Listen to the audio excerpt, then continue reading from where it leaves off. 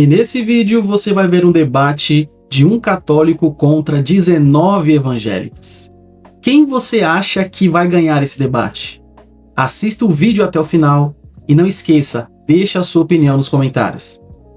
Meu nome é Ariel Lazar, eu sou arqueólogo e também filósofo, sou católico e hoje eu vim debater com esse corpo de teólogos autorizados aqui, 19 evangélicos. Minha primeira afirmação é: a Bíblia não diz que só a Bíblia é a autoridade infalível de fé.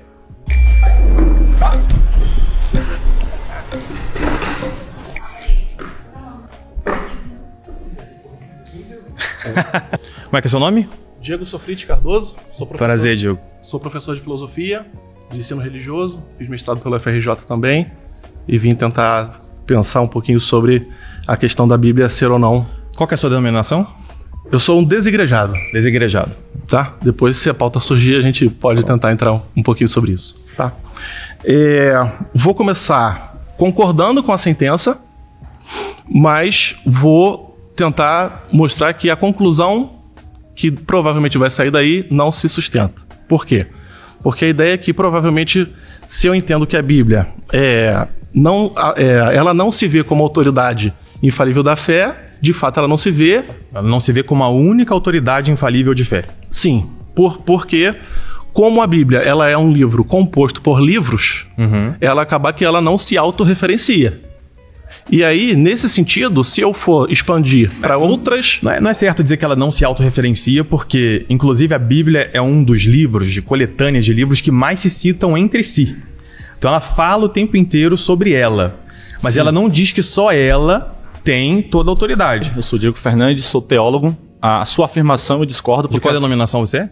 Denominação não importa. Eu sou... Okay. Não, denominação não importa. Okay. O que importa é o ponto.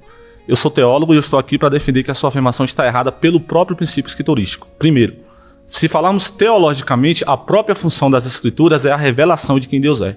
E se nós olharmos a Epístola Paulina a Timóteo, no capítulo 3, no versículo 16, segunda epístola, Paulo vai chamar as escrituras de teotópicos, ou seja, é o único livro ou é a única palavra que é inspirada direto por Deus. Isso lhe garante um caráter singular, ao qual a tradição nunca teve.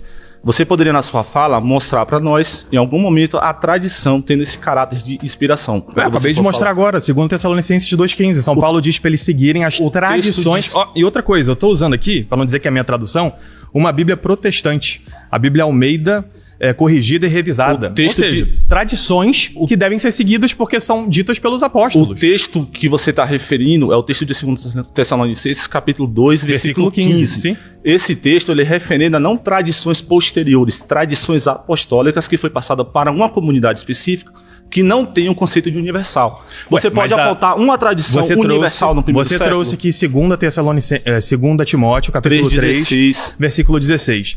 E ele diz que toda escritura é útil para ensinar, argumentar e corrigir. Cadê a tradição Ou aí? seja, o que São Paulo escreve na carta aos Tessalonicenses não é só para a comunidade de Tessalônica, é para todos nós. E por que as mulheres na missa não usam véu, então? Porque Paulo fala para Coríntios que as mulheres usaram o véu. Isso era uma questão cultural. Então Paulo trabalha questões culturais. Outra coisa, o texto que você peraí, você está dizendo que ele seguia as tradições que ele ensinou, é uma questão cultural de Tessalônica? Ele trabalhou questões culturais, ele trabalhou com questões culturais em Coríntios. Por que as mulheres não usam véu na igreja católica? Essa é uma questão cultural? Por que não Essa é uma questão cultural? A carta aos Tessalonicenses é uma questão cultural. Eles estavam discutindo acerca de quando o nosso Senhor Jesus Cristo voltava. Era um problema teológico e cultural pertinente àquela denominação. Seguir as tradições ensinadas pelos apóstolos são só... Não, eu vou até mostrar mais uma para você aqui, ó. Agora, responde uma coisa para mim. Se Paulo diz que as escrituras é artios do grego, isso é suficiente, plena para completar o momento da boa obra, se as escrituras já não diz que é suficiente. Me mostra na Bíblia que artios, abre aí 2 Timóteo 3,16. Não diz que é suficiente. O texto grego diz que ela é artio, plena, capaz. Você que está em casa, pesquisa aí se diz ou não diz que ela é artios do grego, plena, capaz. 2 Timóteo. Por que o que é pleno precisa de uma muleta para ajudá-lo, Ariel? É a palavra de Deus que é plena, mas não só a escritura. O texto de ele Ariel. O que ele traz nessa versão? Lê aí, faça favor. O que ele traz aqui? Vamos trazer. Lê aí, 2 Timóteo 3,16. 2 Timóteo 3,16.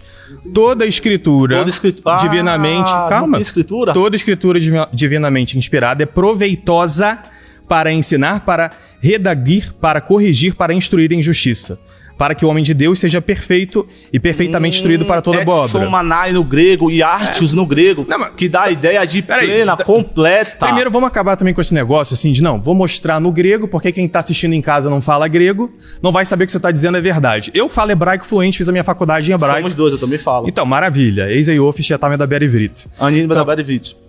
Muito bom. Meu Deus. Então, você perguntou onde na Bíblia está falando que a Bíblia é a única autoridade. Isso. Eu quero devolver a pergunta. Onde está falando que não é a única autoridade? Não, hoje... eu posso te mostrar isso, tá? Mas Certo. hoje não é o dia de vocês de novo virem aqui fazer um monte de pergunta pra Tá. católica, é hora da gente perguntar. Então, posso Onde tá? Vou explicar pra você. Você sabe tão bem quanto eu que não se faz teologia em cima de um único versículo. Claro. A gente precisa Sim, observar a revelação pra entender. Na Bíblia, desde o Antigo até o Novo Testamento, tem diversos textos falando da corrupção do coração do homem. Sim. Diversos textos. O que mais me motiva a acreditar que essa é a palavra de Deus é porque Deus é imutável. E na revelação da história nós vemos que essa palavra não mudou. Agora a tradição mudou várias vezes. Isso não é verdade. O Isso não é homem verdade. é imutável. E aí, Não, olha só. rapidinho, deixa eu só terminar meu argumento. Aí, se você diz pra mim que tem uma autoridade maior do que a própria palavra e que essa Não é autoridade maior do que a própria palavra. tão, sei lá, qual a palavra que eu posso usar? Tão importante quanto? A tradição oral Tá. é tão importante quanto a Sagrada Se Escritura. você diz pra mim que você coloca em posição de igualdade o coração do homem, porque a tradição oral vem do coração do homem, vem Sim. do homem, certo? Não, Você coloca a tradição em tom de... oral Ela tá dos na Bíblia? apóstolos tem dois tipos de tradição. A gente tem que separar aqui. Tradições eclesiásticas, por exemplo, reza em latim, reza em português. Como a gente vai imprimir a Bíblia aqui, se tem zíper ou não. Isso aí é tradição eclesiástica. Certo. Agora, tem uma tradição que é a tradição apostólica, e é essa que São Paulo diz na segunda carta aos Tessalonicenses 2,15, que nós devemos seguir. E mais, nosso Senhor Jesus Cristo também diz em Lucas 10,16. Quem tá em casa pega a Bíblia pra ver. Quem vos ouve a voz, e ele não fala isso pra todo mundo que seguia ele, não. Ele falou isso para os 70 discípulos que ele estava escolhendo junto dos 12 apóstolos. Quem vos ouve a voz, a mim me ouve. Quem vos rejeita a voz, é a mim que rejeita. E quem me rejeita, rejeita aquele que me enviou. Jesus não deixou nada escrito. Não deixou nem a lista do cânon das escrituras. O que ele deixou foi os 12 apóstolos.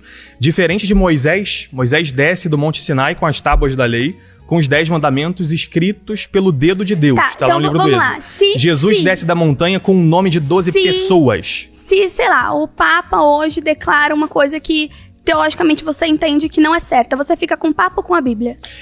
Peraí, você falou que se o Papa diz uma coisa que eu acho que não é Você certa ou fica- que a Bíblia, ou que contraria a Bíblia? Que biblicamente você entende que não é certo, que contraria a Bíblia. O Papa não tem poder, vamos lá, duas coisas. O Papa não Você tem poder fica pra com o Papa ou com a contrariar. Bíblia? O Papa não tem poder Você pra fica com contrariar a Bíblia. Espero que sim. Se você fica O com a Papa Bíblia, não tem poder a pra Bíblia contrariar é a superior Bíblia. à tradição. Ponto. Você não pode mostrar pra mim nenhuma coisa que a igreja faz que contraria as escrituras, não tem nenhuma. Tem certeza? Tem certeza. Meu Deus, que mundo Tenho você certeza. vive, cara! Eu vivo no Inclusive, mundo... admiro muitas coisas que acontecem na igreja católica. Como eu O também que de batista, estudei na escola O que eu batista. estou atacando aqui é essa questão de a gente colocar regra onde Deus não colocou regra. Olha só, você deixou acredita na claro os elementos autoridade... de culto, e Acredita na ponto. autoridade do apóstolo Paulo? Sim, acredito. Você no já leu poder de 1 Coríntios 11? Deus. Já li 1 Coríntios 11. O que ele tá Eu não criticando? vou saber de cabeça, você pode Então ler vamos pra lá. mim.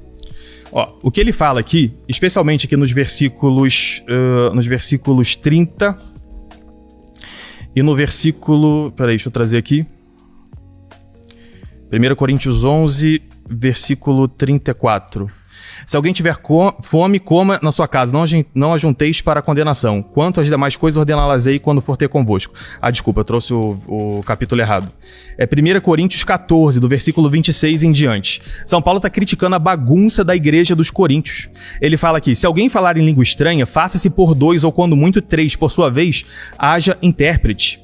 Ou quando a gente vai aqui pro versículo 33, ele fala, Deus não é Deus da confusão, senão da paz, como em todas as igrejas dos Só um santos. minutinho. Olha Versículo que 40. interessante. Faça tudo decentemente e com ordem. Eu concordo com você. São Paulo tá criticando Eu a concordo bagunça com na você. igreja. E olha que interessante, na minha igreja, na minha região, na minha cidade, Mogi das Cruzes, tem 2 igrejas que são católicas carismáticas. E tem luz, fumaça, bagunça, libertação. A grande diferença... E aí, a gente invalida Calma. toda a igreja católica porque tem Não. 2 que fazem zoeira? Mas a grande...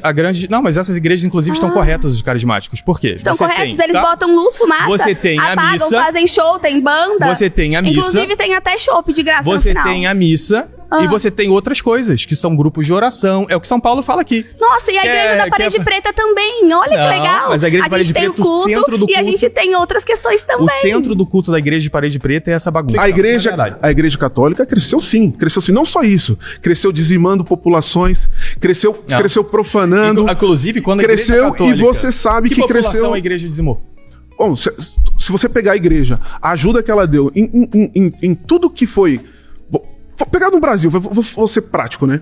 Se você pega aqui os jesuítas, o que eles fazem, eles aceitando destruir, dizimar pessoas... Pessoal, o debate já vai continuar, mas eu quero deixar um recadinho muito rápido. Você que se interessa por teologia, quer se aprofundar mais, quer ter mais conhecimento, vou deixar um link na descrição do vídeo e um link nos comentários fixado. Passa lá que você não vai se arrepender. Pessoas. Os jesuítas salvaram os índios da escravidão. Entre aspas. Eles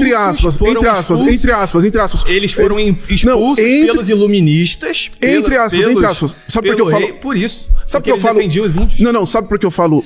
A igreja acabou com o canibalismo na América. Ela acabou com os sacrifícios humanos. Como é que você diz que a igreja cresceu em prostituição e homicídio se a igreja acabou com tudo isso, tanto na Europa quanto aqui?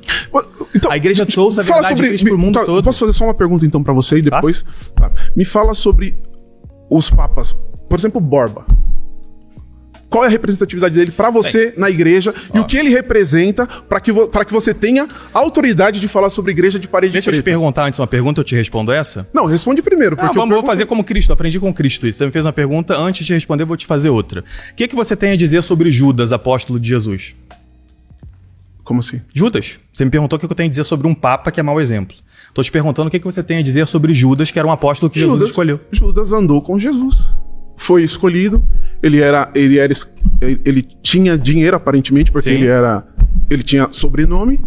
O que mais você quer saber? Então, mesma coisa sobre esse papa. O quê? Você não respondeu. Mesma coisa. Eu penso a mesma coisa sobre ele. Recebeu um chamado, tá lá, e aí? Que daí? Mas é que você não respondeu nada. A sua pergunta não tem sentido. Fala, o que você acha do papo? Ué, tá lá. Eu te fiz essa pergunta porque você aqui argumentou, Qual que é o problema? Que hoje tem bagunça só porque a parede é preta. Você não falou isso? Eu falei que parede preta... Quantos maus exemplos... Não, e o que eu estou te falando, quantos maus exemplos a Igreja Católica deu? Como que você acha que a Igreja Católica tem moral pra falar sobre? A Igreja já ensinou alguma dessas coisas? Não tem. Hã? Nosso Senhor Jesus Cristo escolheu 12 apóstolos e sabia que um deles o haveria de trair. A Bíblia, inclusive, diz que ele já sabia disso. Isso é ponto pacífico. Tudo bem. Então, da mesma forma, na linha sucessória de São Pedro... Sim, ele já sabe tudo. Ele sabe. Na linha sucessória de São Pedro, ele também sabia que poderia vir alguém, e pode vir ainda, que não vai ser salvo. Qual é a surpresa com isso? Então, mas qual é a surpresa da Parede Preta? Eu não entendi. Isso anula... Não faz o menor sentido. Isso anula o que nosso Senhor disse em Lucas 10,16, quem vos ouve é a mim que ouve, quem vos rejeita é a mim que rejeita?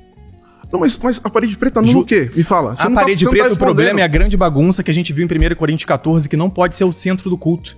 A primeira carta aos Coríntios, justamente, ela separa o rito da missa, a Santa Ceia, ou a completude da ceia judaica, de todo o resto das outras coisas da vida espiritual da pessoa.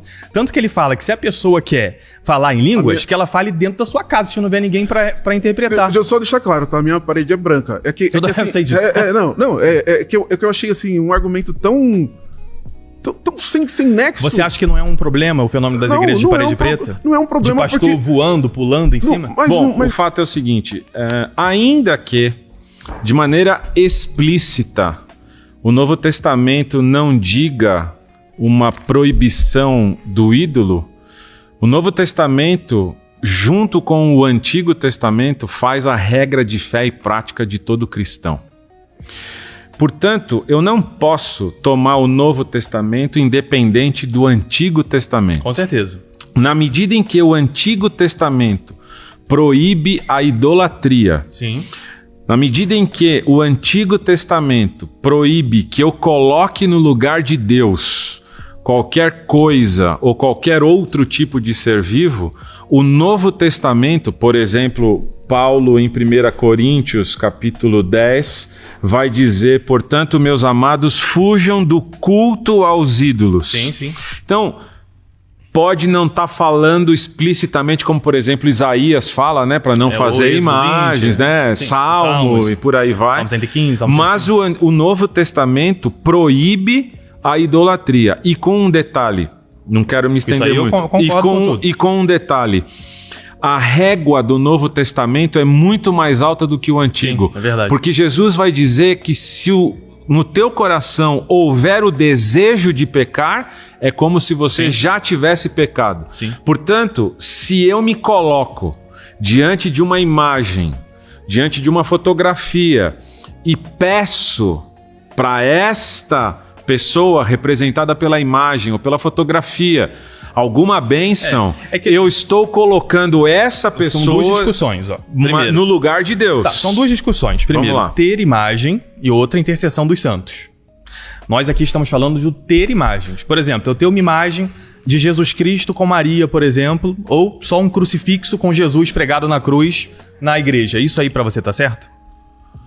Aquilo é uma figura que representa algo que aconteceu, mas aquela imagem vai predispor a pessoa a se ajoelhar para aquela imagem, diante daquela imagem e pedir bênçãos para que aquela imagem está representando. Vamos lá. Jesus nem na cruz está mais. Mas nós pregamos a Cristo crucificado, loucura para os judeus, escândalo para os gentios. Só que o reino é ele no trono, não mais na cruz. A cruz hoje está vazia, o trono não. Mas não é o que São Paulo pregava, né? São Paulo pregava que nós pregamos a Cristo crucificado. Sim, porque pra gente não é vergonha, é a vitória da cruz. Porque o sacrifício dele redime a mim e qualquer outra pessoa dos seus pecados. É uma grande vitória, né?